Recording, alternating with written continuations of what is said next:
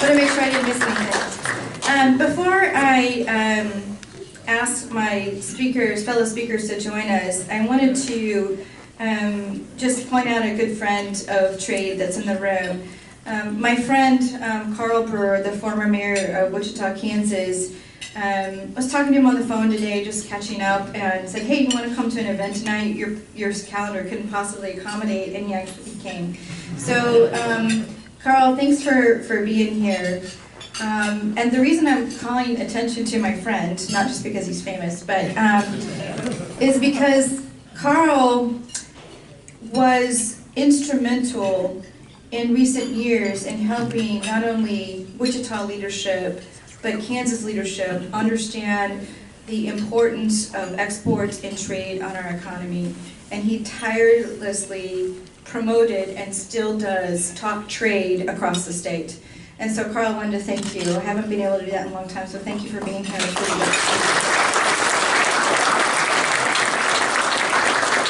can I have my fellow speakers join us, Parker and Max and Masood? So before I have Parker come to the podium, let me just give you a little context. So let me just say this. This is the first time anyone will see the results of Wichita's market prioritization project. It's also the first time Brookings has really talked about what they've learned in working with the other cities across the nation. So you're getting really a sneak peek, but also the first glimpse. So I hope you are honored by this opportunity, and I hope that you will see the value that we worked really hard to achieve for you. Let me just give you a little bit of format first. So Parker from JP Morgan Chase is going to start us off, and he's going to hand the baton over to Max Boucher from Brookings out of Washington, D.C., who then will hand it to me and to Masood and back to me. Okay, so what I would like for you to do is hold your questions till the end, and as I come up to conclude the program, I will then ask for your questions. So if you don't want to forget, jot it down, but if you'll hold your questions to the end. And Parker, I'm going to hand it over to you to start us off. Thank you. Thank you, Karen. So I'm going to try to be brief tonight because I think the real interesting part of the presentation is going to be really hearing from the work that Karen, in conjunction with Wichita State and the Brookings Institute have done. I think you're going to be really interested to hear.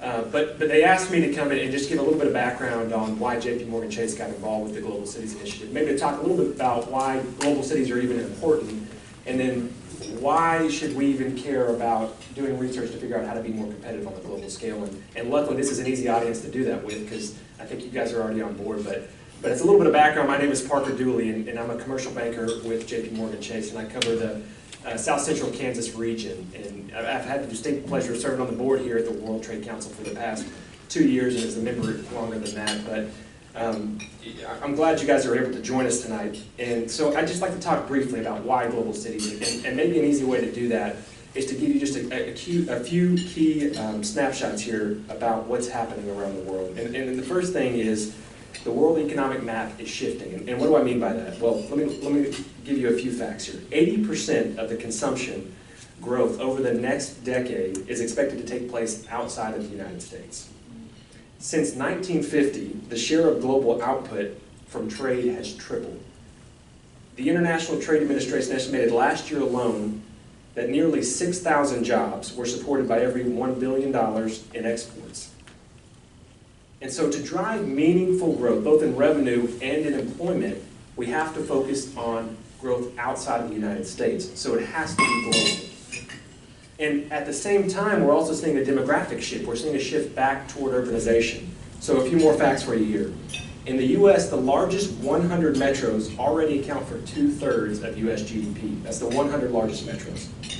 46% of U.S. GDP is already driven by exports. But the interesting fact is that only 1% of U.S. firms export. So we have quite a bit of room to grow.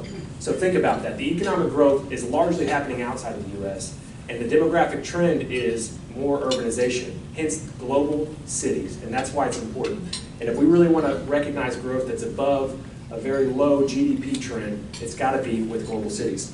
So just briefly, to give you an idea on why JP Morgan became interested in light of those facts. Obviously, the world that we operate in is working with individual companies in communities like Wichita, Kansas. So we have a unique perspective at a local level, at a micro level of what's happening with businesses here. And on top of that, with the power of JP Morgan Chase, we also operate in cities across the globe. In a commercial bank alone, in 60-plus cities or countries across the globe, excuse me. So we've got a unique perspective of what's going on globally. What are the challenges that we're seeing globally and domestically, and how do we help our customers, our prospects think globally and really take advantage of the trends we're seeing. So 5 years ago, JP Morgan Chase launched the Global Cities Initiative in conjunction with the Brookings Institute. And the idea is really to help communities think about how do we take advantage of thinking more globally? How do we really come together, public-private partnerships, to expand and to really start a mindset of thinking globally and not just domestically? And we all know the benefits of globalization. To name a few: diversification, R&D, cultural expansions, product development, and the list goes on. So a few more data points here before we turn it over. Brookings has developed a new trend research for metro-specific dashboards, and this has been very interesting, and I hope we'll get into this a little bit here, but these dashboards are really designed to help the 100 largest metros, and they really give a great understanding of what do we need to focus on to be more competitive on the global scale. And Karen and her team have done a lot of great research that we've been able to help with as far as developing an export plan that's very specific to Wichita, developing a foreign direct investment plan so we can execute on how do we bring the right partners into the Wichita region to really be successful. And then tonight you're going to hear about the marketization plan. So lastly, I'll just talk a little bit about specifically, other than the research, the great research that Brookings has done, there's some specific things that we at JP Morgan want to focus on. And one of those is actually providing some seed funding grants. So a couple of data points here for you. Today, we provided about $6.3 million to 22 metropolitan areas to seed and support strategic plans that groups like Karen and Kansas Global have developed. And what that's really looked like is, in the three most recent examples that we've done with San Diego, Wichita, and Chicago, we've worked really specifically with more than 70 small and medium-sized businesses to help them expand internationally and take advantage of some of those growth trends that we're seeing overseas. So really, that's the simple fact, is globalization is still important. And I know we're hearing a lot in the news today that seems to think that we need to take a different path, but the statistics are that the growth is overseas, and we've got to think about how we can be more competitive, even here in Wichita, and to take advantage of those growth opportunities. So Karen and her team have done a great amount of work that I think they're going to tell you a little bit about here on how do we actually put an action plan into place to make that and realize that growth. So with that, I'm going to turn it actually over to Max with the Brookings Institute to get into the meat of the presentation.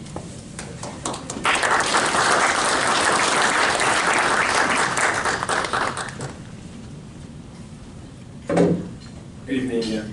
So my name is Max Boucher. Just a few notes on maintenance. On time, should I shorten the presentation? Or? All right. Second note, I'm going to try to speak slowly because I know that my accent can be difficult to understand. I have a southern accent. We're not from the American South, from the south of France. So please wave in my direction if at some point I need to repeat. It's a delight to be here. I must confess that it's my first time in the American Midwest. So I'm glad that this journey is starting here in Wichita. My only regret is that I don't think I'll have time to try the renowned steaks that Wichita is known for. I'll have to try it tomorrow morning at the airport. They serve it for breakfast. But I want to thank the World Trade Council for this invitation. The work that we've done with Karen and her team at Kansas Global in the past 9 months, and more largely with Brookings and the Global City Initiative for the past 3-4 years now, has really been for Brookings a great opportunity to learn from practitioners on economic development. A few words on where I come from. So Brookings is a think tank based out of DC. We are an old institution, founded in 1916. Our mission is to conduct research that brings innovative policy solutions for problems and issues that society face at the local, national, and global levels. We have different programs, foreign policy, economics, governance. My team works on metropolitan policy. So we focus on the urban world through different lenses, infrastructure, poverty, and economic development. And this is what we are going to talk about tonight.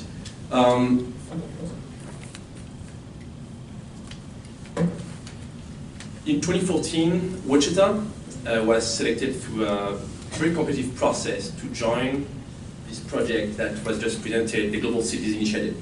Our mission is to enhance the competitiveness of local economies through global engagement.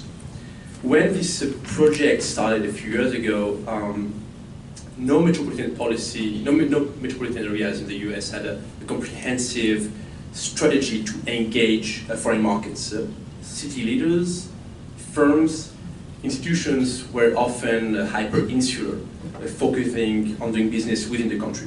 And today, so after 4 years of this program, global trade has really become, as Karen hinted, an essential part of the DNA of the strategy of local economies. Our approach has three core principles. So research, we use data and analysis to help local leaders guide their action in the global economy. Innovation, we really focus on experimentation.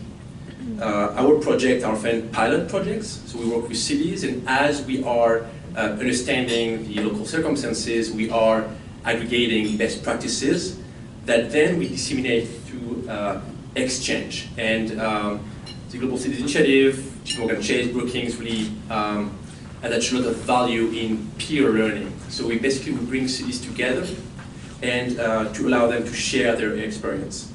So this network has today almost 40 cities, both in the US and abroad.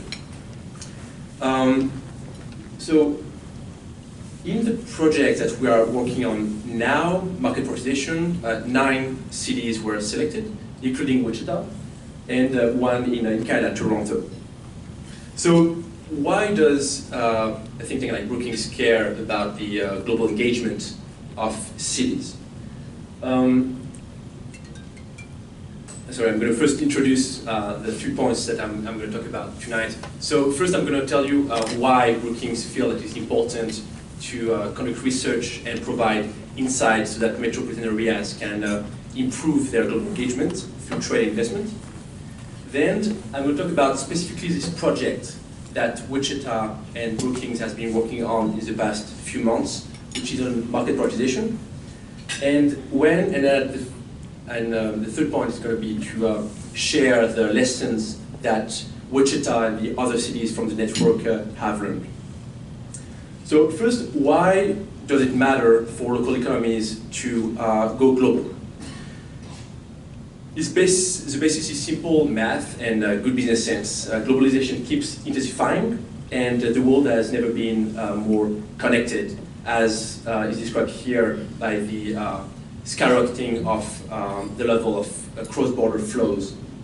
And these trends create major opportunities for US firms and local economies.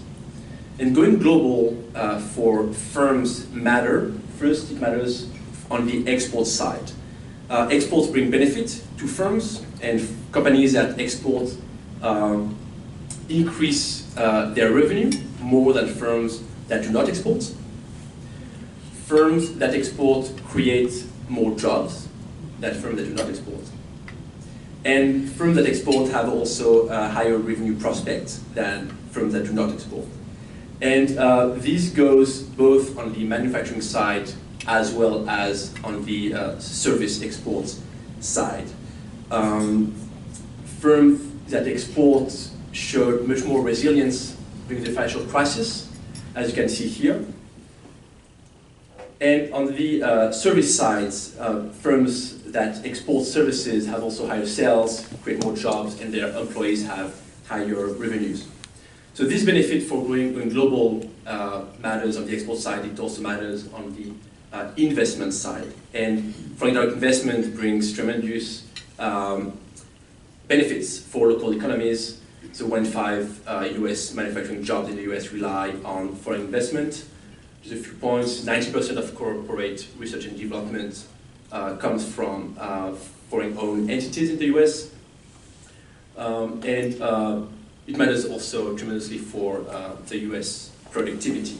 And this comes from the fact that foreign direct investment injects innovation through also knowledge spillovers. And this afternoon I actually had the chance of visiting the innovation campus on Wichita State, which really I think demonstrate like is a fantastic business case study to observe how the influx of foreign direct investment allows to disseminate innovation to a local economy.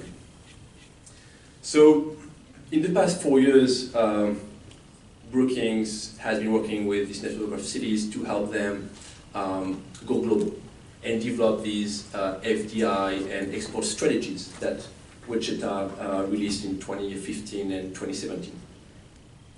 So why not stop there? Cities have figured out, okay, well, this is our sectors, this is our strategy to go global. We felt that it was not necessary, that it was not enough. Cities needed tools in order to know where to go. Once they have figured out the FDI and export strategies, city leaders and businesses needed methods in order to find the connections, find the export markets, find the sources of investment. And this is where this project of market prioritization came, to fill the gap between the strategy and the actual implementation of the strategy. So where do you go, where do you focus your attention? Which city in Europe would you select in order to send a trade mission? Think about the global markets as a haystack. Market prioritization provides resources and data to find the needles. And it also comes from the observation that cities have limited resources. They can't just send trade missions several times a year in different markets. They need specific methods in order to guide their focus and narrow their strategy on a limited number of targets. And this market prioritization strategy serves local economies for various goals. I mentioned that it can help them in order to find export markets. It helps them to identify pools of foreign firms that are ready to invest and looking for investment destination. And generally speaking, by discussing with economic development professionals, we observe that often there's a sort of ad hocness in how cities develop their global strategy. Certainly the mayor will come to the economic development organization and say, let's go to China because we hear that China is growing and that our city should absolutely tap the Chinese market. And suddenly the whole strategy of the city is gearing towards a different destination without having specifically identified where are the opportunities or what are the costs of actually trying to access the Chinese market. And so here is the construct of the market prioritization strategy. On the one side, cities have to figure out their pitch. They have to do this introspection exercise that often goes through an industry cluster analysis where they survey their local assets, identify what are their strengths, and which sector of their economy justifies an intervention. And sometimes it's obvious. I mean, Wichita has this legacy sector on aerospace with strong assets on automation. But for some cities, they actually have the hardest time of conveying a coherent picture of their regional assets. And I mean, in the US you can pick that you have dozens of cities who claim a competitive strength in advanced manufacturing. And so suddenly you go to a trade show in Germany, Frankfurt, and you have 20 cities from the US who are doing the exact same thing, saying, you should come to our city because we are good at advanced manufacturing. And today, global engagement is much more specific. Investors are looking for specificity, and do not tolerate any more blurred message about attraction and competitiveness. The second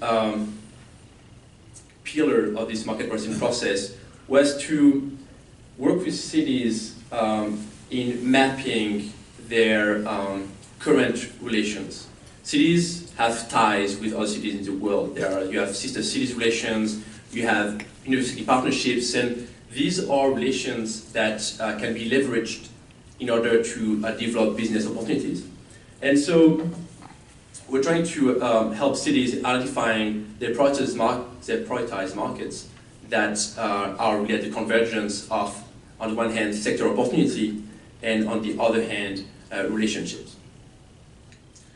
A good example is Columbus, because Columbus is known for having a strong legacy automotive sector, and like many cities in the US, have been struggling in identifying ways of diversifying and offering assets that meet global demand.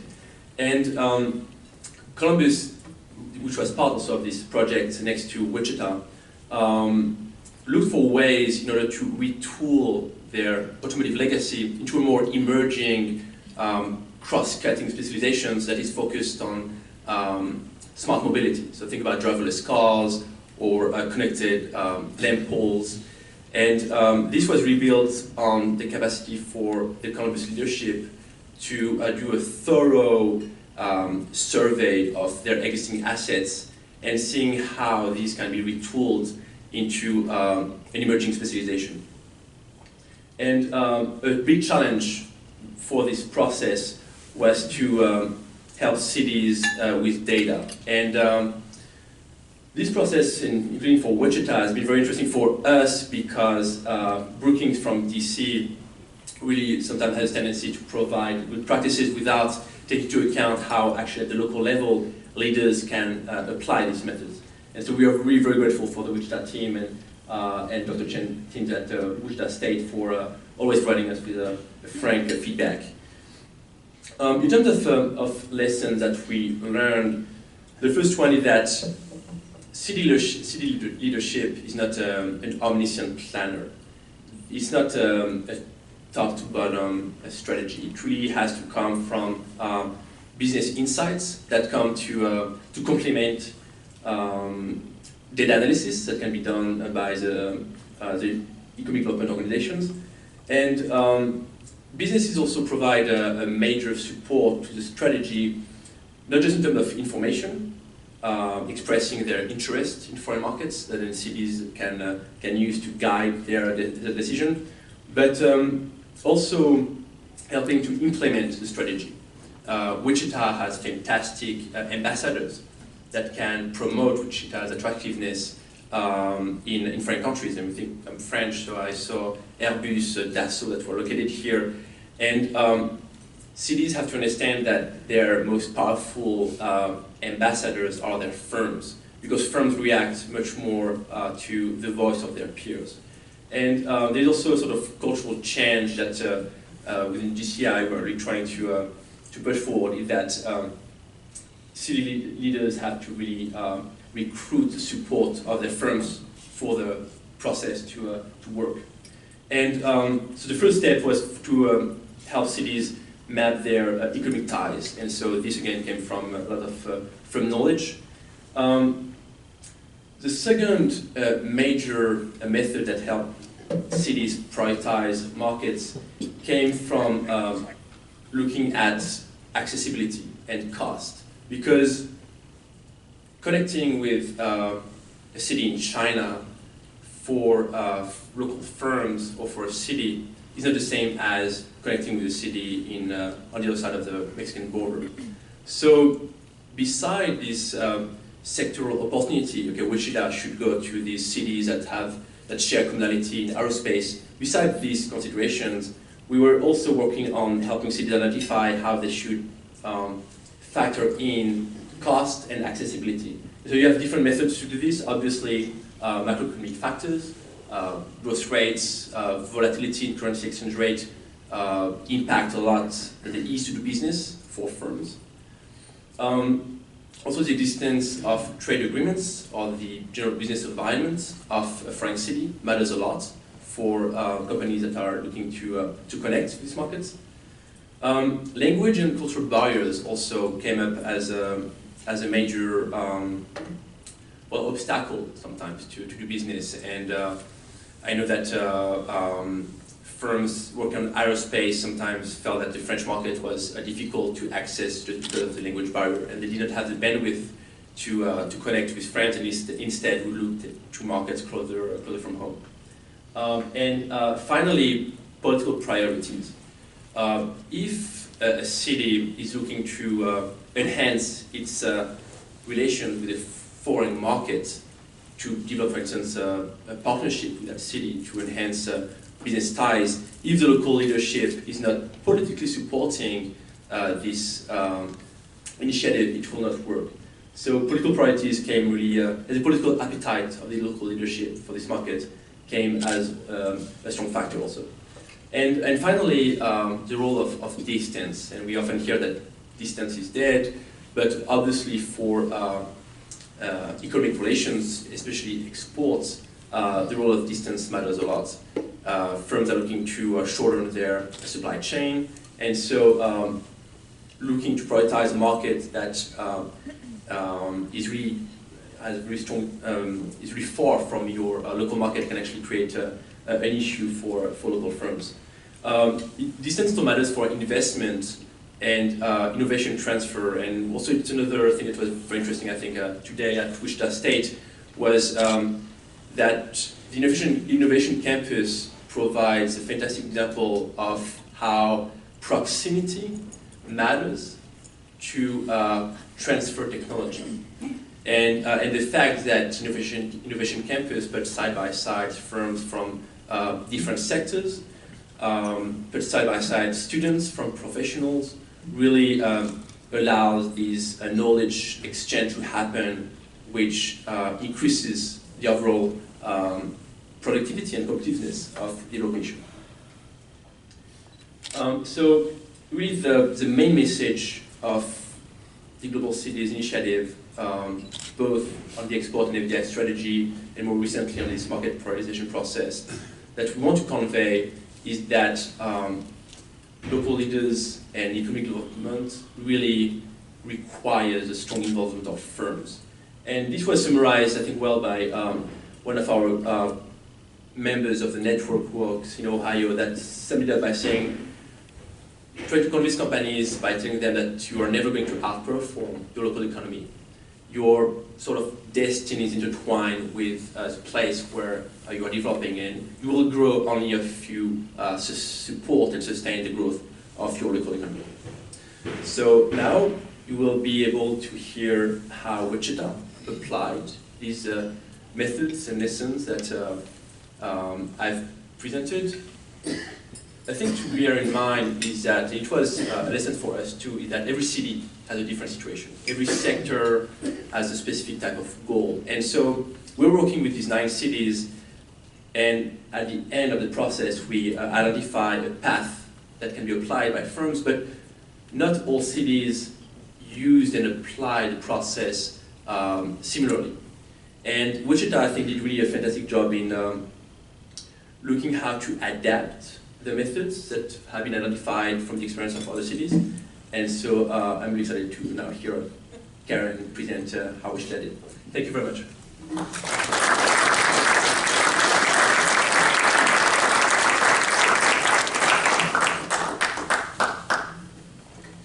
Thank you, Max. So Max mentioned to you he's from Brookings, from Washington, D.C., so by virtue of his residential location, he has to be a diplomat. So twice I heard him say that we were very frank in our comments with him, and then he said we were really good about adapting the method.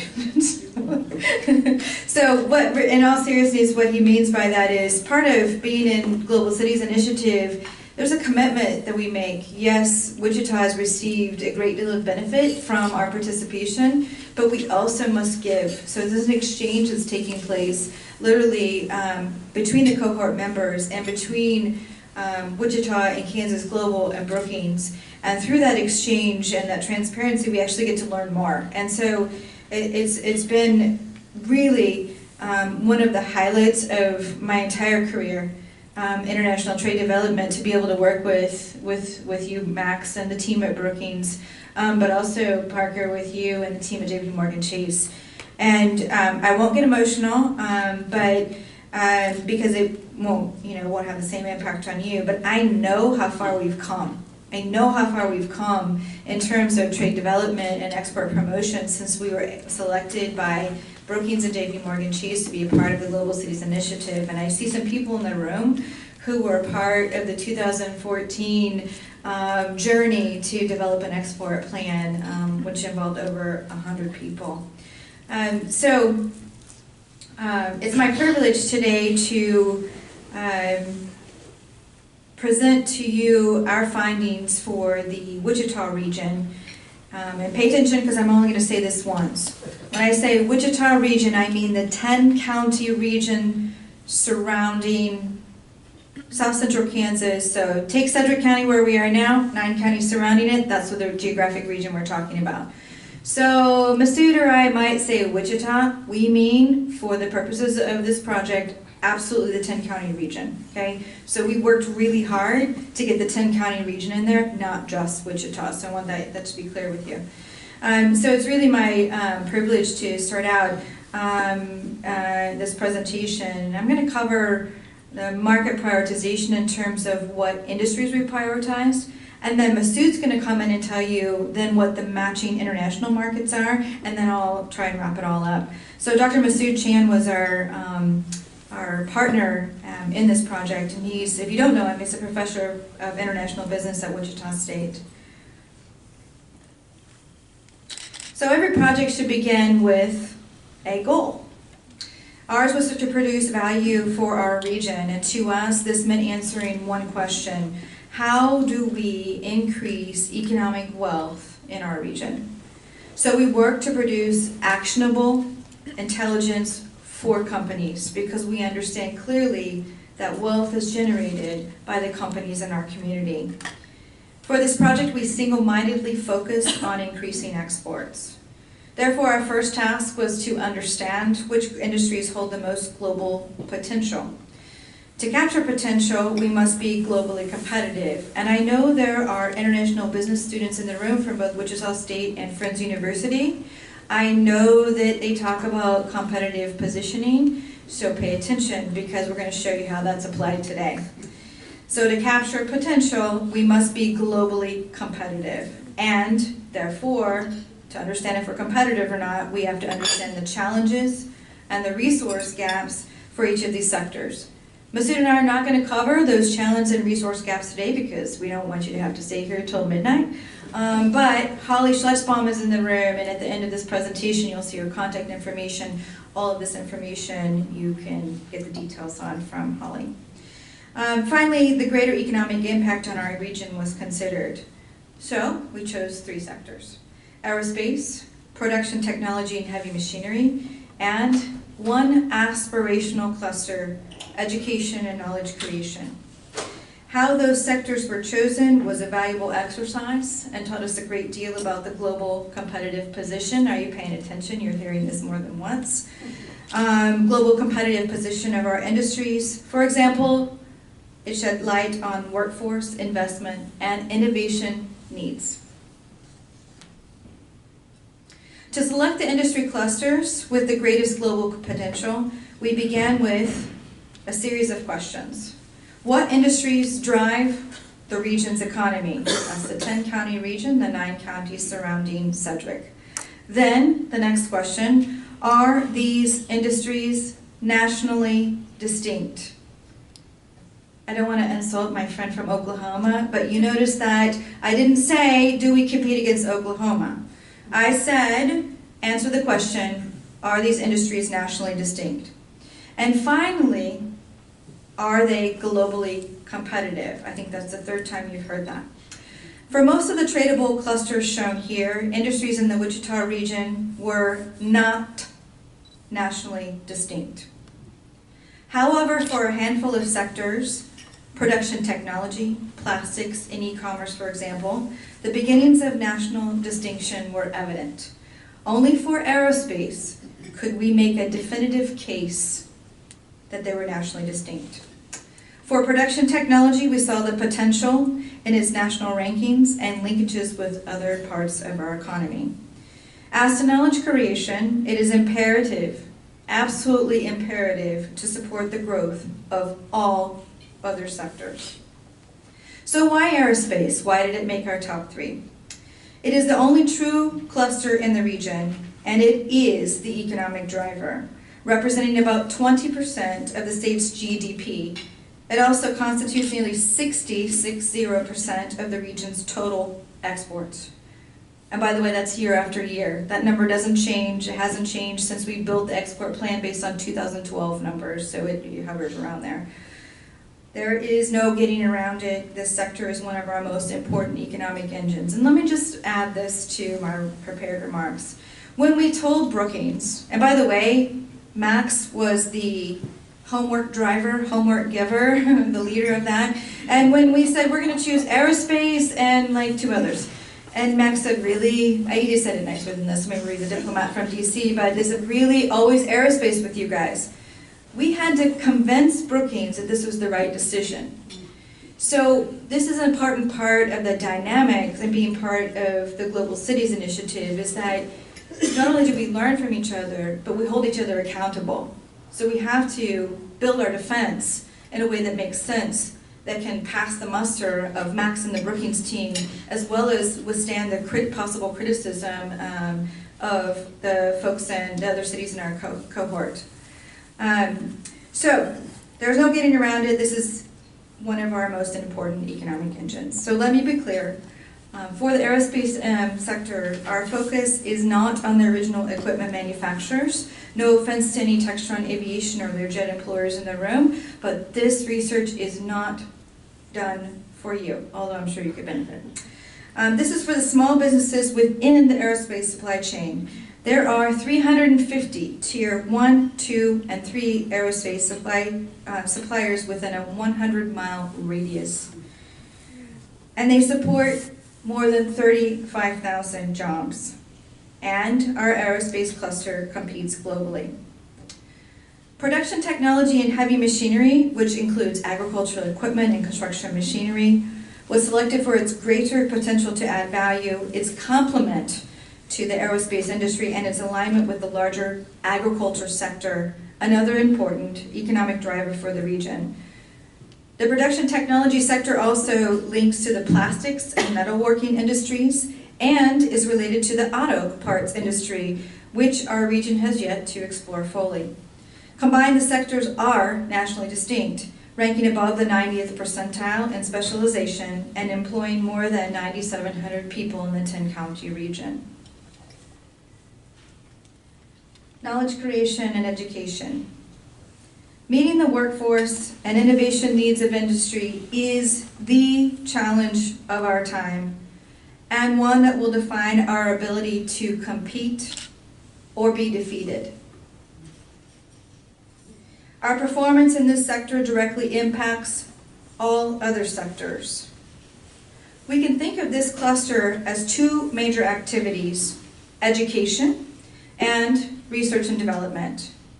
According to the World Economic Foundation and almost every local company we talk to for the research for this project, for the export plan, for the foreign direct investment, and in our everyday activities, today's global economy requires nurturing pools of well-educated workers who can perform complex tasks, adapt rapidly to their changing environment, and the evolving needs of the production system. So it must be a flexible workforce, it must be educated, and it must be adaptive.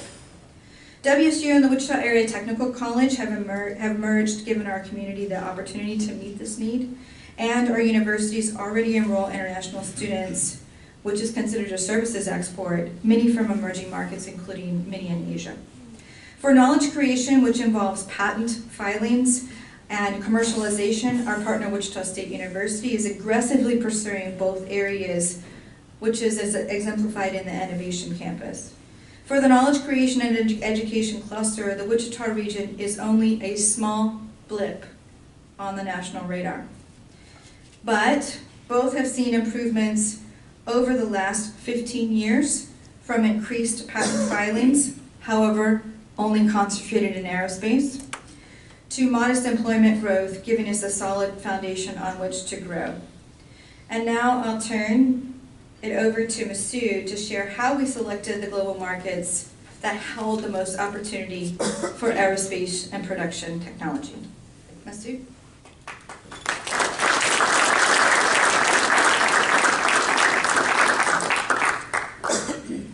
Thank you, Karen. I'm going to talk about the methods that we used to arrive at our results. We wanted to ensure that we used objective criteria that would actually help businesses make the best possible decisions. We strive to make this process empirical and data-driven. The criteria that were identified were based on key industry drivers. Throughout this process, we were in constant communication with companies that are major exporters from the Wichita region. The criteria that we use fall along three major categories. First, we looked at the overall market size and growth potential. This includes criteria such as gross domestic product, the growth rate of gross domestic product, Kansas exports in that sector, and world imports in that sector. Second, we looked at industry-specific potential, such as government, military expenditure in the case of aerospace, and fertilizer consumption in the case of production technology.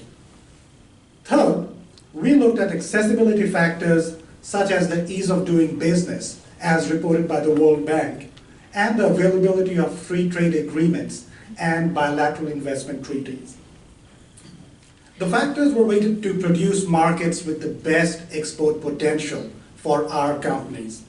As we moved forward with our creation of the model, we were in constant dialogue with businesses that helped us throughout this process. This helped us to select factors, to discover proxies, and to explain or justify decisions and rationale. Looking back, we could not have done this without the intentional dialogue that we had constantly with our businesses and our stakeholders. Qualitative factors in the form of industry knowledge, knowledge of other clusters, existing relationships, and input from industry and community leaders were imperative in this process. So why does a business care about these factors? We selected these factors because we believe that they are key drivers, in this case, to increase sales in the aerospace industry. For example, if you see military expenditure, that is a key driver of expenditure on aircraft and related components, and thus a major indicator of the demand for aerospace products. The total number of air passengers carried, along with their projected growth, is a good proxy for expected demand in civilian aerospace and its related components. Based on these criteria, we made our first cut. The first cut brought us to a number of countries ranked in terms of market attractiveness for our exports. Then we added other indicators to narrow our market selection and identify cities where opportunities for aerospace would be concentrated. We augmented our list with data on patents, anchor institutions, and knowledge of known clusters. When moving from country to city, we researched issues such as industry, economic, geographic, and cultural factors. The results of the analysis, the first cut, did not actually yield all obvious priorities. For example, look at the first country on the list, Thailand. We did not choose that as one of our target markets, even though it's number one. And that goes back to our next cut, which was looking at other issues such as cultural, geographic, and existing linkages. The three countries we chose for aerospace: Singapore, Canada, and Mexico. Singapore and Canada, of course, are ranked 2 and 3. And Mexico is ranked a lot lower. So we chose Mexico based on our next level of research that looks at trade and investment linkages that we have with it, that looks at known clusters, that looks at anchor institutions, and that looks at the current relationships that we enjoy with government and businesses in Mexico. I next present to you the narrowed down list of 3 countries, and within each country, what we consider to be the most attractive city in terms of exports. So let's start with aerospace. The 3 countries and the 3 cities that we chose for aerospace: Singapore, Toronto, Canada, and Querétaro, Mexico. Let me briefly talk about why. Singapore is a hub of high-tech infrastructure. It is also a major hub for MROs. It also happens to be near some of the highest growth, large emerging markets, India and China. In 2017, we sold about $7.1 billion of aircraft components to Singapore. Another positive in the favor of Singapore is the growth prospects due to growth of low-cost Asian airlines. We see rapid growth in that sector as well. Number 2 on our list, Toronto, Canada. The largest metropolitan area in Canada, a city that is growing at a fairly robust pace, and a city that has a thriving aerospace sector. We already have strong existing linkages with Toronto. We project steady growth in the aerospace sector in Toronto. One other thing that acts in Toronto's favor is the fact that we have, and we are developing further, a very good relationship with the Canadian Consul General, who has been helping us with more contacts in the city. The fact that we sold about $2 billion worth of aircraft parts also helps in this. Number 3, Querétaro, Mexico. This was an interesting one, and I'll return to that in a minute because that kind of tells you how we drill down to the city level.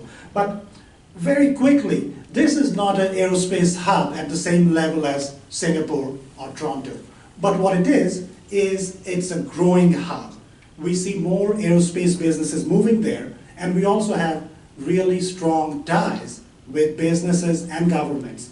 And these ties are such that they're encouraging us to work with them to increase exports in that sector. But let's move on to production technology and heavy machinery. And for those of you who work in that sector, please forgive me, I know I have not given this as much attention as I maybe should have, but Karen told you the reason.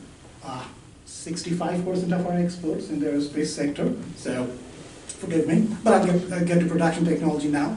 Overall goal, increase exports from production technology and heavy machinery companies in the region. First, we had Czech Republic, specifically Prague, second, Shandong, China, and third, Santiago, Chile. Now, the Czech Republic, so that's an interesting story behind that one. When we first put together the model and we were putting data in, and David knows this, I was teaching a late night class, so I got a call from Karen, and it went something like this, that the Czech Republic keeps coming out as number 1. And I think I said something like, yeah, either the model is wrong or we put the data in wrong. I'll check on the numbers later. So after making David's life miserable for 3 hours, I got to work on that, and we looked at the data again and again, and it kept giving us the wrong answer, which was the Czech Republic. So after we dug in deeper, this is what we found. In the last few years, the Czech Republic has been enjoying robust economic growth. And what that has done is, it has led them to make more investments in infrastructure. These investments in infrastructure are actually driving the demand for heavy machinery. And that is why, in our model, the Czech Republic kept coming at number 1. So the model was not actually wrong, and we didn't put the data in wrong. It just was unexpected. We drilled down to the level of, in some cases, 6-digit NAICS codes. In most cases, it was 4 digits, but we sometimes drilled down to the 6-digit. We also looked at HS codes to actually get to what Max was saying. Today, companies have to be very specific as to what they are doing. The Czech Republic actually imports, based on the NAICS codes and HS codes, mostly what we manufacture here in the Wichita region. So it is not as if we found something that we need to be doing. We actually do most of it. So that's one of the reasons why we see so much potential. Now, that's the good news. A little bit of bad news here, which is they buy almost nothing from us. So they buy pretty much exactly what we make. They just don't buy it from us. And when we look further, most of their imports in that sector actually came from other, mostly European manufacturers. I think there were 1 or 2 Canadian manufacturers. The linkages, when we did our data analysis, they did not seem to be very long. So we see a great deal of opportunity in exploring the market in the Czech Republic. Moving on to Shandong, China. China, of course, is the 6th largest importer of US agricultural equipment, about $400 million in 2016. Very diverse agricultural economy. There is a thirst for high-tech agricultural equipment that domestic industry does not meet at this point. And that is the reason why we see and we project solid growth in these markets. Once more, drilling down to the NAICS codes and HS codes, a lot of what they import is what we already make in this region. So it is not something that's new to us. Number 3, San Diego, Chile. Chile has the highest GDP per capita in South America. What is even better for us is we project robust economic growth in Chile. And actually, the projections are that the growth in the agricultural sector will be about double of their average annual economic growth. So we see robust growth. We see a lot of potential.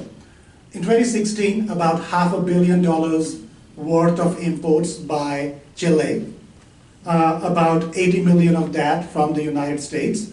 So I'll leave you with my final saying, which is a lot of potential to grow in that market. But once more, a lot of the things that they buy are actually already made in this region. We do not have a strong foothold in that market as of now. But looking at the NAICS codes and the HS codes, they kind of buy what we make. We just don't sell it to them. So let's do that. I would like to go into a little more detail about how we chose cities. And I go to the example of Querétaro, Mexico.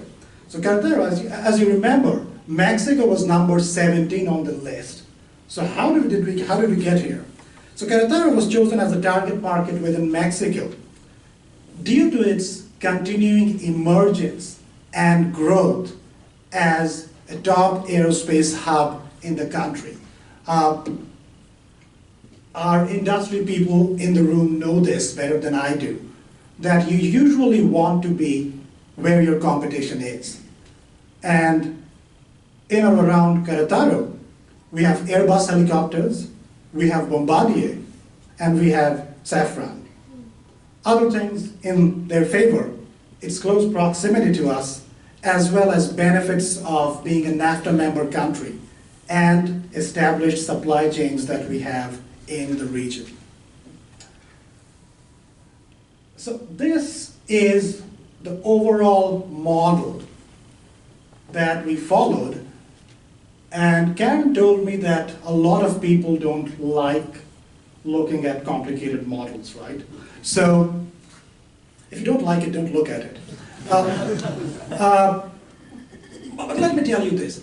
We use this model as a base to design the right approaches for individual companies. This model is not and should not be seen as an end point. It should be seen as a starting point for discussions as to what will work for each individual business. For example, we have been talking about exports so far.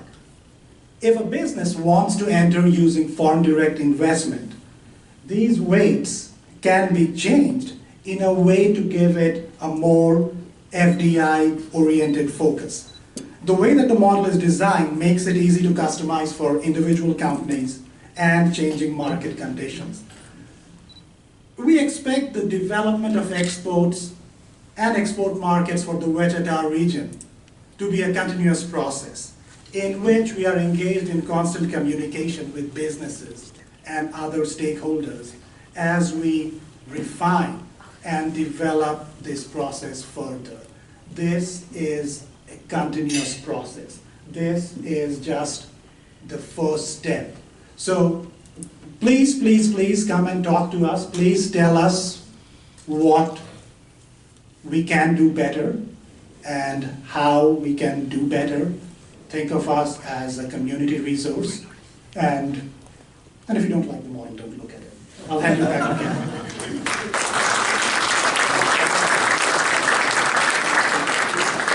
So if you've ever tried to make a decision based on lots of different input, you know that organizing it is a key to making decisions. So the economic model is our way of organizing information in order to make decisions. So this is the end of our presentation. In conclusion, I will tell you that this work is some of the most important in terms of potential economic impact that Kansas Global has completed for our community. The cities identified are not the answer for every company to increase their exports, but they set a foundation for us to go forward. This is the first step in a process, as Masood has very strongly advised you. And we can repeat it for other industries and customize it for individual companies. And for my friends from production technology and heavy equipment in the room, I want you to know that everything you've seen here today and more is all done for production technology. Even though we featured the big darling baby of aerospace, we have it all for production technology. It was not slighted at all in terms of our work product. This is the first step in the process, and we can repeat it for the other industries and customize for individual companies. And I know I repeated that because I want you to hear me loud and clear. If you are from an industry or a company in one of these industries and you want to know what the results are for your company, then see Holly, see Masood, see me, but you're going to see Holly's contact information at the end. This work is available to our community. We did it for our exporters. And when I say we did it, I want you to know that, yes, I have a job. I am the president and CEO of Kansas Global. But guess what? I worked all day doing Kansas Global president and CEO stuff. And then in the evenings and on the weekends, we did this work. Because you have to concentrate when you're doing analysis and interpretation. So it was really sort of a labor of love, and we weren't compensated for it in any way, except for being with you this evening. We really hope that our governments, our community leaders, and companies can use this information to make more effective and profitable decisions. So really my hope for this information is if a company doesn't directly consume it, modify it for their own consumption, and then increase their exports, I hope that the decision makers and community leaders in the Wichita region can use it to make really good decisions about resource allocation. We hope that each of you are inspired to use this work as a springboard to grow your exports. I thank you for your time and look forward to your questions and to your feedback. And if anyone has any questions, I'll take them at this time. Before you do that or applaud, let me just thank again my co-speakers. Max Boucher, thank you so much for this evening, for your remarks, for sharing with us the insight that you and the Brookings team have gained from the market prioritization. I was honored. It's really an honor to have you in Wichita. And for all the homework you had us do, it was absolutely worthwhile. Parker, to you and the JP Morgan Chase team, thank you so much. I said earlier, so I won't repeat, but JP Morgan Chase's commitment and financial, including financial commitment to not only Wichita but the other cities and Global Cities Exchange, I think is really beyond measure what the actual economic impact will be. So thank you very much. To my partner in crime, market prioritization crime, Masood Chan, it's actually, it was a lot of fun. So one of the ways that I measure a person's character is how well they travel. So I just want you to know that Masood is one of the easiest people to travel that I've ever been with. It's a sign of his sophistication, his experience in the world, and we couldn't have asked for a better partner in Masood and in Wichita State. Dr. John Perry, thanks for allowing that to happen. Any questions?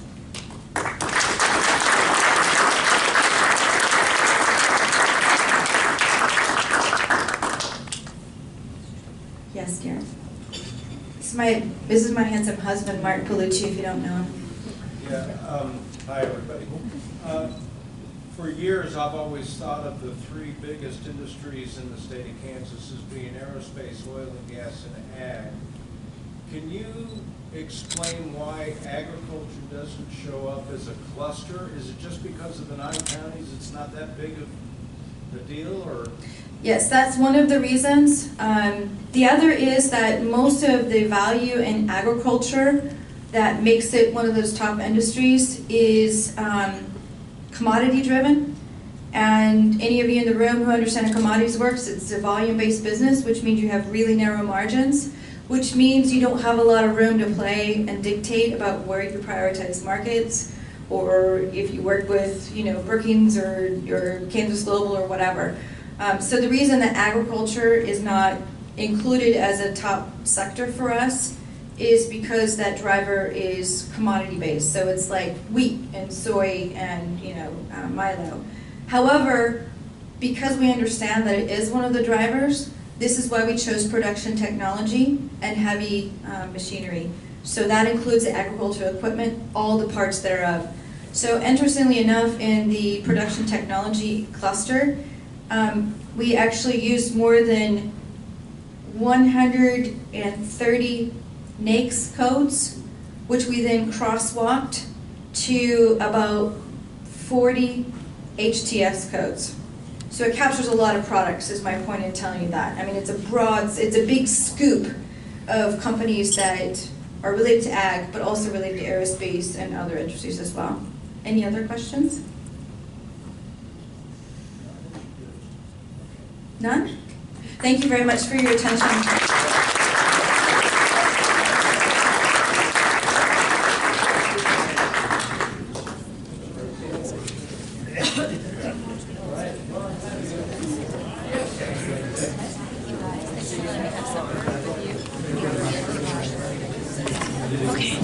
Okay.